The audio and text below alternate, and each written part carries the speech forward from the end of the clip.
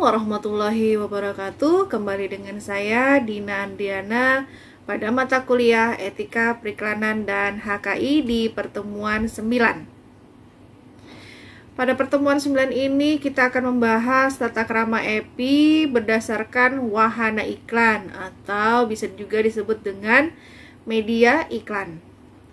Mari kita mulai untuk tata krama EPI pada wahana iklan.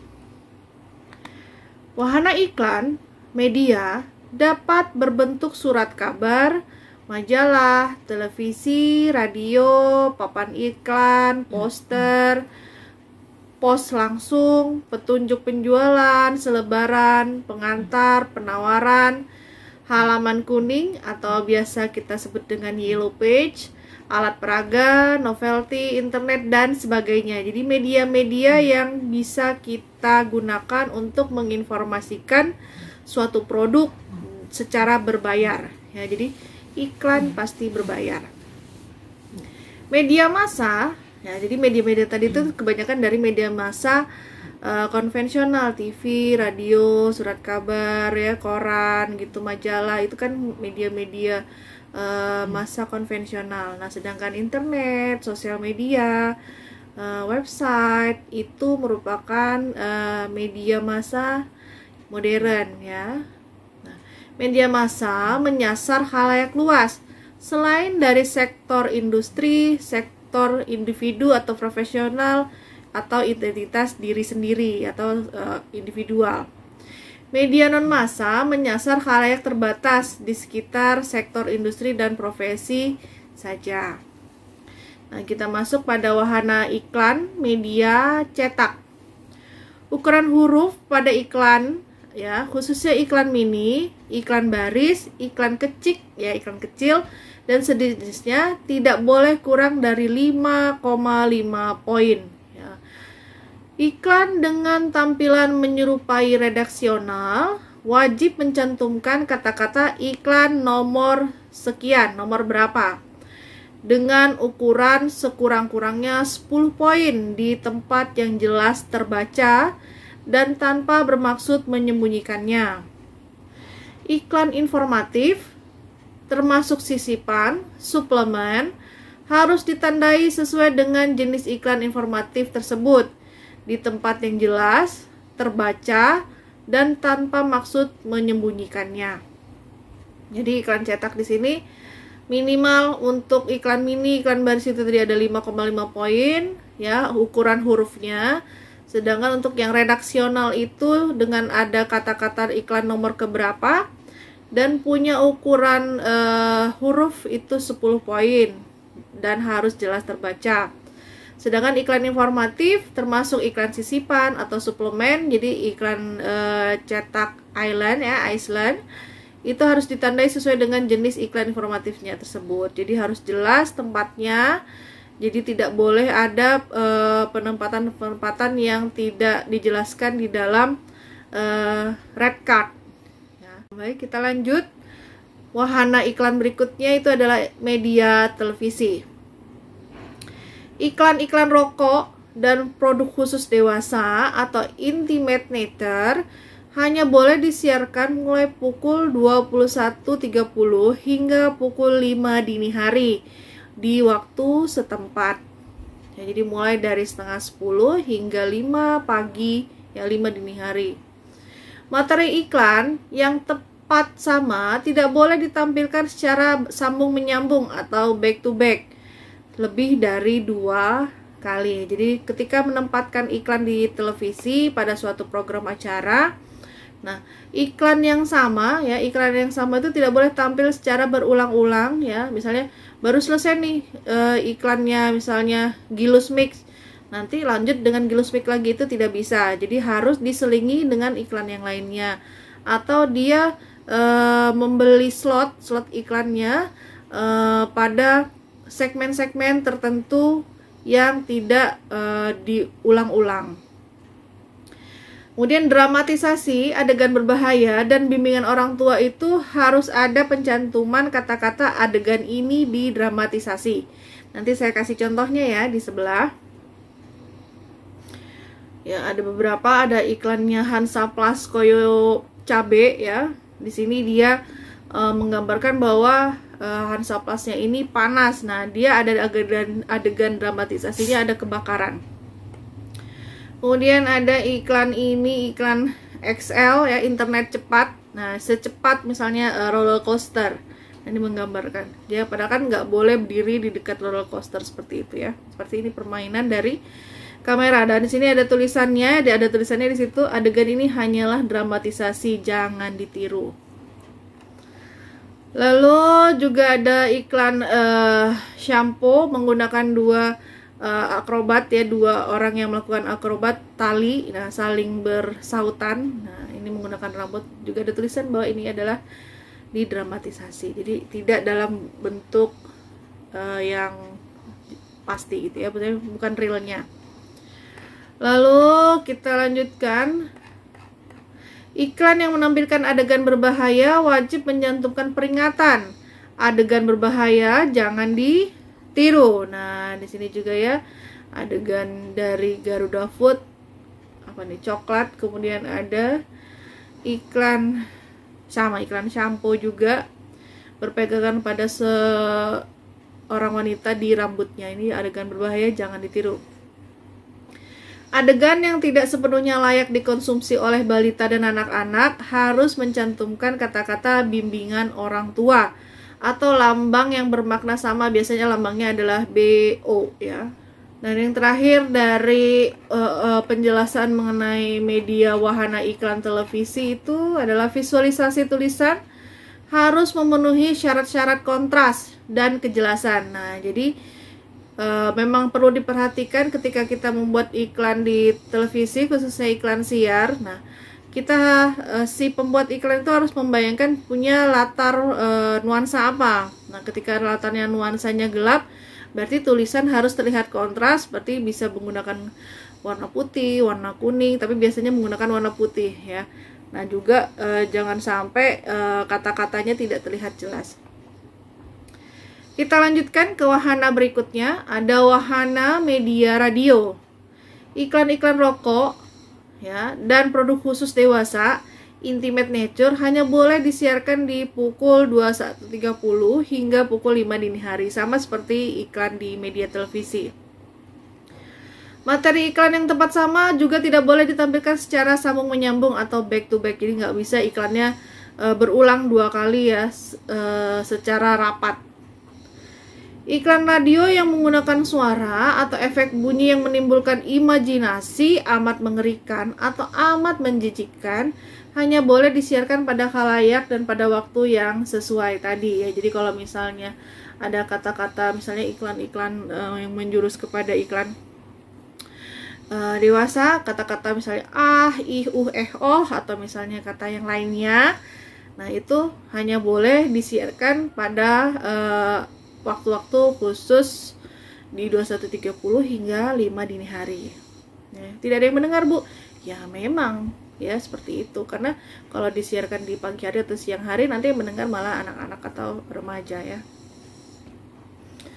Kita lanjutkan kepada media luar geria atau out of home media. Nah, di sini adalah media luar geria atau out of home media ini segala media visual. Jadi segala media visual yang berada di luar lingkungan rumah tangga yang memuat pesan periklanan untuk khalayak. Nah, jadi tidak ada batasan di sini ya, tidak ada batasan bahwa segala media visual yang ada di luar ya, di jalanan itu ya, ketika dia memuat pesan iklan berarti dia dikatakan media luar ruang.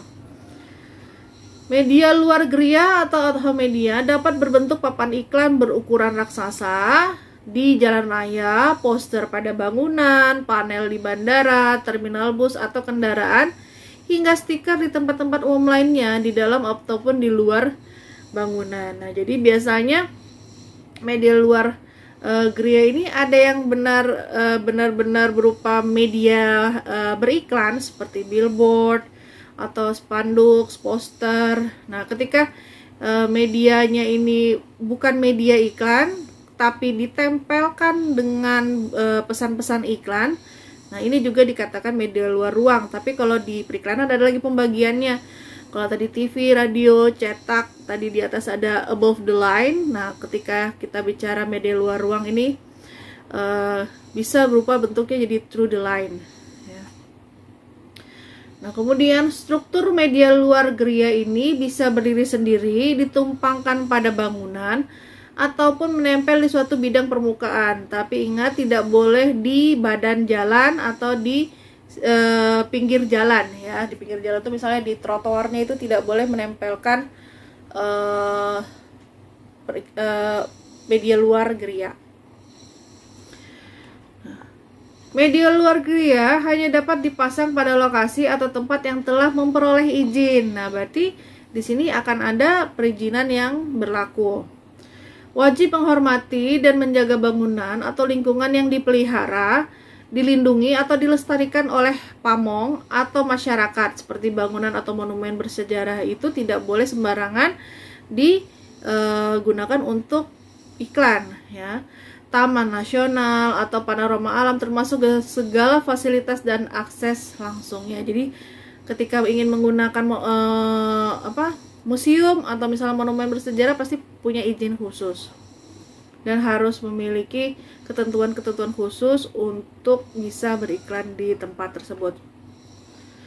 Iklan luar geria tidak boleh ditempatkan sedemikian rupa sehingga menutupi sebagian atau seluruh iklan luar geria lainnya yang sudah lebih dulu ada di tempat tersebut. Nah, jadi maksudnya di sini saya kasih contohnya ya. Di sini ada iklan itu tidak boleh saling tumpang tindih. Jadi tidak boleh yang satu menutupi yang lainnya gitu. Nah, itu tidak boleh seperti itu. Nah, kalau untuk billboard itu mungkin sudah teratur. Nah, yang tidak teratur ini biasanya adalah bentuk dari spanduk-spanduk yang dibuat secara tidak permanen. Nah, ini spanduk-spanduk ini biasanya yang nakal ya, yang nakal suka menutupi iklan yang telah ada sebelumnya. Lalu iklan luar geria tidak boleh ditempatkan bersebelahan atau amat berdekatan dengan iklan produk pesaingnya. Ya, kalau dulu pernah kejadian antara XL dan Telkomsel, nah mereka saling berdempetan. Nah, bisa juga nanti saling tunjuk gitu ya. Nanti ada contohnya saya kasihkan di sini, silakan dilihat.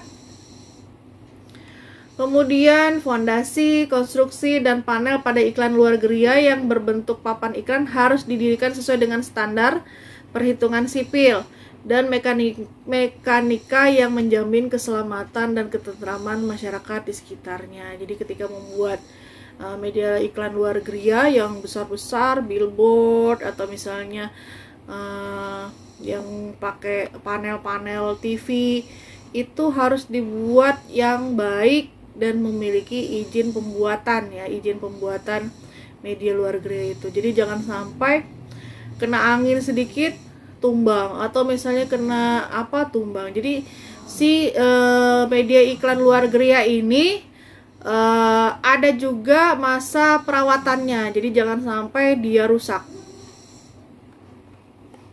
Ya, saya kasih contoh media-media luar geria yang rusak, ambruk, tumbang ya, yang pernah terjadi.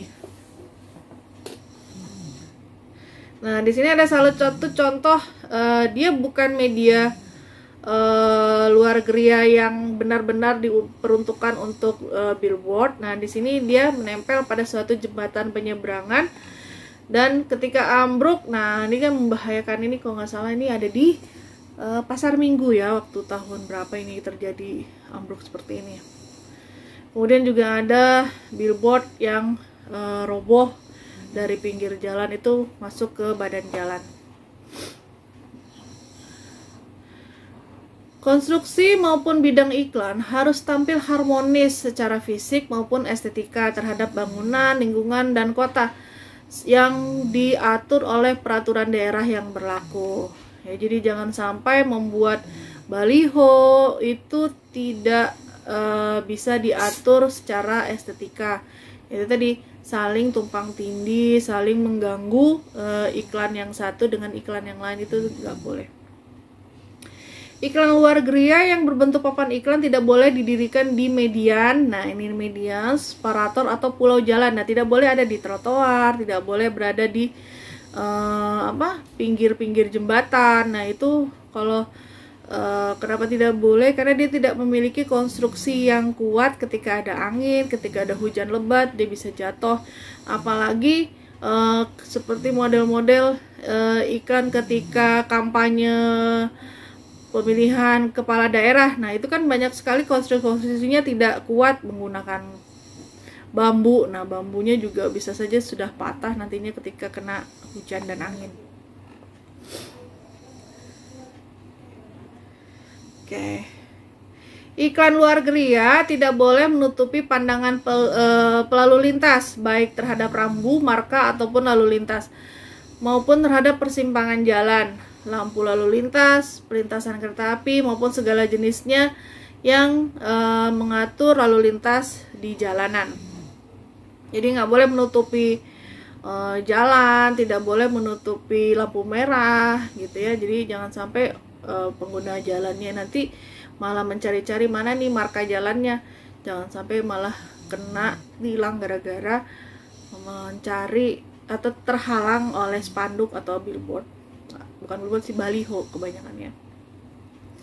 Penataan pencahayaan medan luar geria tidak boleh menyilaukan mata pelalu lintas. Nah, makanya kalau misalnya menggunakan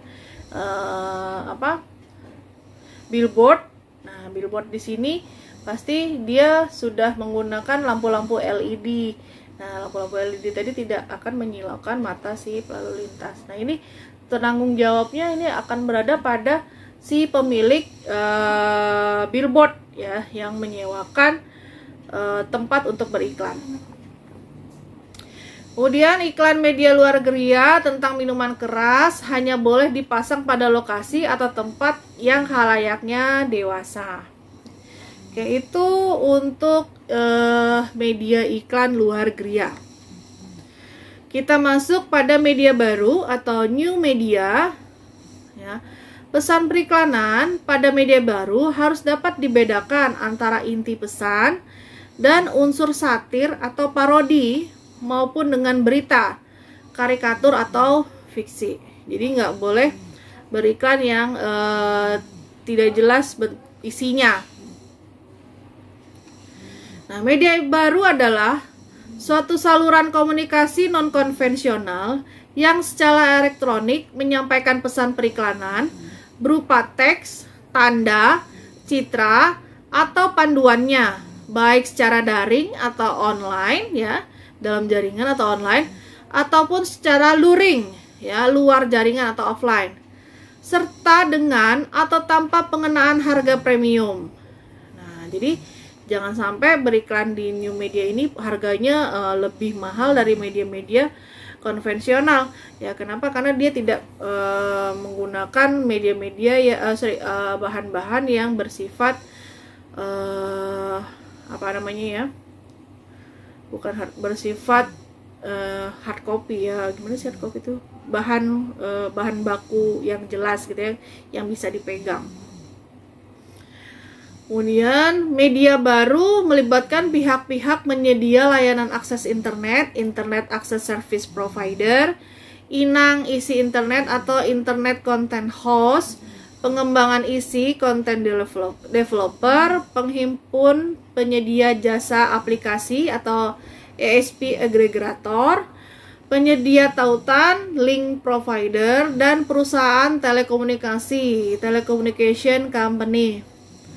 Media baru dapat berbentuk rentangan atau yang biasa kita kenal dengan banner, milis terhimpun atau bulk email list atau dari email, telusur konteks atau contextual search, pemasaran surel, email marketing, pertukaran tautan atau link exchange, pembayaran per klik, pay per click terhadap iklan yang diklik, layanan pesan singkat atau SMS, layanan multimedia atau MMS, dan lain sebagainya. Yang pertama, media baru di sini adalah iklan di media internet. Iklan di media internet tidak boleh ditampilkan sedemikian rupa sehingga mengganggu kebiasaan atau keleluasaan khalayak untuk merambah atau melakukan browsing dan berinteraksi dengan situs terkait kecuali telah diberikan peringatan sebelumnya. Jadi jangan sampai iklan itu mengganggu seseorang ketika melakukan browsing atau membaca suatu artikel. Kemudian, iklan pada media internet wajib mencantumkan secara jelas hal-hal sebagai berikut. Yang pertama, alasan mengapa penerima pesan dikirimi iklan tersebut.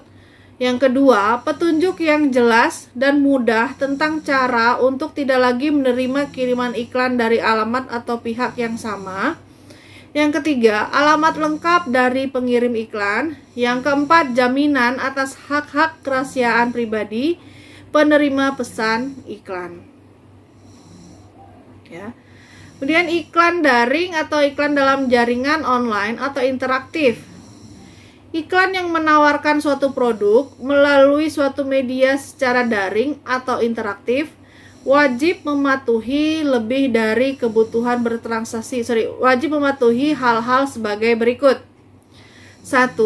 Tidak mensyaratkan perlunya menyampaikan informasi tentang khalayak tersebut yang lebih dari kebutuhan bertransaksi atau produk terkait. Jadi nggak boleh memberikan syarat-syarat tertentu ketika melakukan penawaran. Yang kedua, tidak menggunakan informasi tentang khalayak tersebut untuk hal-hal yang tidak ada hubungannya dengan suatu transaksi normal. Yang ketiga, menjamin bahwa metode pembayaran yang dilakukan kepada pihak pembeli adalah aman, tidak ada penyadapan atau penyalahgunaan dari pihak manapun. Itu jika kita melakukan beriklan secara interaktif ya, daring dan interaktif. Kemudian kita lanjut pada layanan pesan ringkas atau SMS, Short Message Service. Iklan atau promosi melalui layanan pesan ringkas tidak boleh menggunakan data atau nomor ponsel ilegal atau yang tidak dapat dihubungi kembali. Iklan atau promosi melalui layanan pesan ringkas hanya boleh dilakukan kepada mereka yang sudah menyetujui untuk menerima SMS tersebut. Kecuali jika penerimaan pesan-pesan tersebut semata-mata merupakan bagian atau konsekuensi dari keterikatan mereka kepada atau atas sesuatu seperti keagenan, komunitas, atau keanggotaan dari komunitas.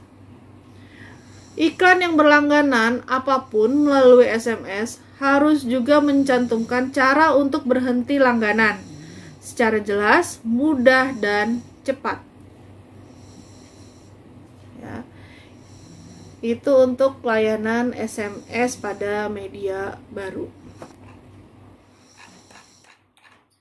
Oke, selanjutnya ada di sini promosi penjualan. Semua produk yang tidak boleh diiklankan juga tidak boleh dipromosikan dengan metode ini. Jadi jangan sampai melakukan promosi tapi sebenarnya itu tidak boleh ya ketika menggunakan promosi penjualan. Iklan mengenai undian, sayembara maupun hadiah langsung yang mengundang kesertaan konsumen harus secara jelas dan lengkap menyebutkan syarat-syarat kesertaan, masa berlaku, dan tanggal penarikan undian atau sayembaranya, serta jenis dan jumlah hadiah yang ditawarkan maupun cara-cara bagaimana menyerahkan hadiahnya. Iklan undian dan sayembara pada media cetak wajib mencantumkan izin yang berlaku. Jika iklan promosi penjualan mencantumkan penawaran rabat, potongan, atau diskon harga, maka ia harus benar-benar lebih dulu rendah dari harga sebelumnya. Bukan karena telah didahului dinaikkan baru diberi potongan. Nah, ini yang biasanya terjadi kan, dinaikkan dulu harganya, harga jualnya baru dibilang ada potongan harga. Iklan hadiah langsung tidak boleh mensyaratkan dengan selama persediaan masih ada. Itu tidak boleh. Atau ungkapan lain yang bermakna sama. Iklan tentang hadiah atau bonus tidak boleh menyatakan tanda kutip dan masih banyak lagi. Nah, jadi maksudnya di sini jelaskan saja hadiahnya dapat apa saja. Jadi jangan sampai tertulis bahwa masih banyak hadiah lainnya. Atau ungkapan yang bermakna sama kecuali secara jelas menyebutkan jumlah yang dimaksud. Ya, beda ceritanya ketika ada iklan menyebutkan bahwa total hadiahnya adalah seberapa gitu. Nah, itu berarti dia sudah nggak apa-apa ya, sudah menyebutkan jumlah total hadiahnya. Dia tidak menjelaskan bahwa dia tidak menceritakan bahwa hadiahnya yang lain ada lagi gitu. Nilai rupiah atas suatu hadiah barang jika dicantumkan harus benar-benar sesuai dengan harga pasar yang berlaku.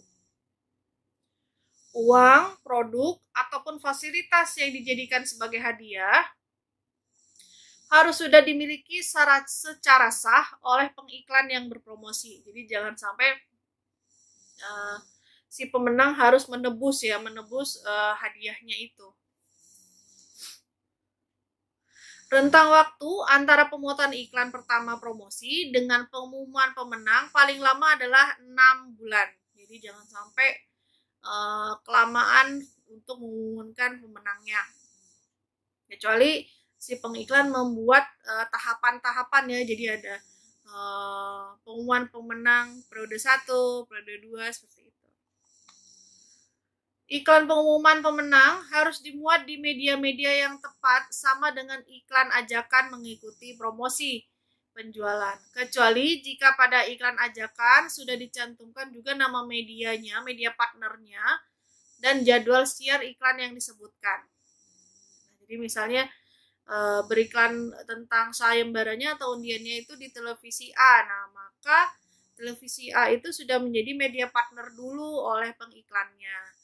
Dan kemudian mencantumkan juga akan diumumkan di program acara apa, jam berapa, kapan waktunya.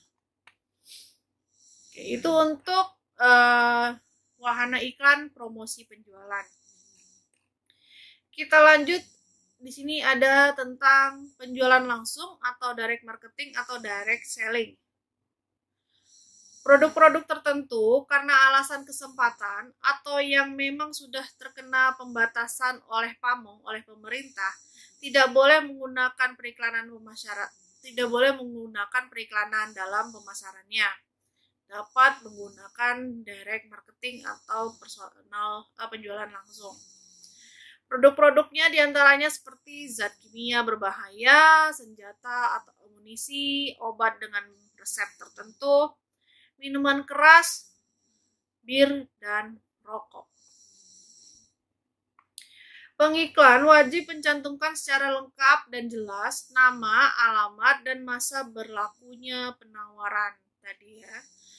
Pelayanan kepada konsumen harus tersedia pada setiap hari dan jam kerja yang normal. Jadi adanya customer service untuk melayani konsumen yang bertanya.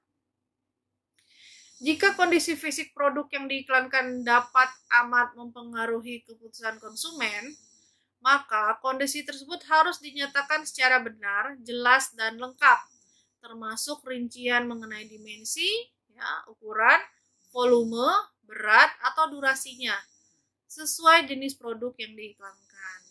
Jadi misalnya menjual rumah, ya rumah ukuran rumahnya berapa, luas tanah, luas bangunan, kemudian ada apa saja isinya. Atau misalnya di sini menjual mainan, contohnya kayak seperti Gundam. Nah, Gundam di sini kan ketika dalam box itu beratnya berapa, ukuran dimensi jadinya berapa, ukuran sebelum dirancang berapa. Nah, ini harus dijelaskan. Kemudian berapa lama dalam merakit Gundamnya itu juga harus bisa ada penjelasannya. Ya nggak hanya Gundam, Lego juga seperti itu ya.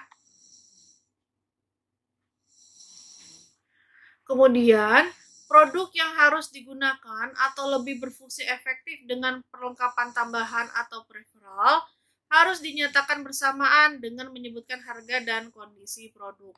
Nah, misalnya ini contohnya tentang perawatan wanita yang ada setrika wajah. Nah, ketika setrika wajahnya kan alatnya. Nah, ketika ada perlengkapan tambahan, berarti misalnya di sini si krimnya. Nah, ketika membeli krim dapat tadi setrika wajahnya. Nah, jadi perlengkapan tambahannya ini si setrika wajahnya harus diinformasikan kepada konsumen.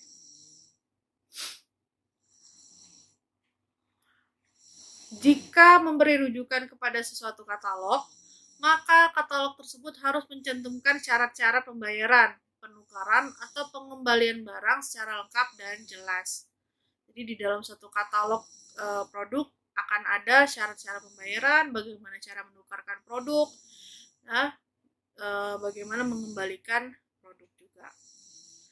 Apabila penawaran memberikan janji pemberian produk, contoh free sample, maka dia harus dapat diserahkan paling lambat 28 hari di kalender. Jika mencantumkan jaminan pengembalian produk atau penggantian uang atau waranti, maka harus jelas berapa besar penggantian atau pengembaliannya, beserta bagaimana cara dan jangka waktu pelaksanaan hingga uang itu diterima oleh konsumen. Kemudian, pengiklan wajib melayani setiap komunikasi dari konsumen melalui berbagai saluran, ya telepon, fax email, SMS, email, atau misalnya sosial media, sesuai dengan yang dinyatakan dalam iklan pemasaran atau penjualan langsung. Jadi, harus bisa dijangkau oleh konsumen. Oke, itu dia materi pertemuan 9 Etika Periklanan dan HKI tentang tata krama EPI berdasarkan warna iklan beserta contoh-contohnya. Mudah-mudahan penjelasan tadi dapat membantu pemahaman teman-teman Advar mengenai tata krama EPI wahana media iklan. Nah, tapi jangan lupa bahwa ini baru setengah dari penjelasan tata krama EPI berdasarkan wahana iklan. Di pertemuan 10 nanti kita melanjutkan tata krama EPI berdasarkan wahana iklan lainnya. Oke, sampai ketemu di video pembelajaran 10. Jangan lupa ya untuk di-like, informasi yang bermanfaat, komen untuk memberikan support materi pembelajaran yang lebih baik, dan subscribe untuk tahu bahwa ada video pembelajaran terbaru dari saya. Oke, saya Dina Andriana di sini pamit. Assalamualaikum warahmatullahi wabarakatuh.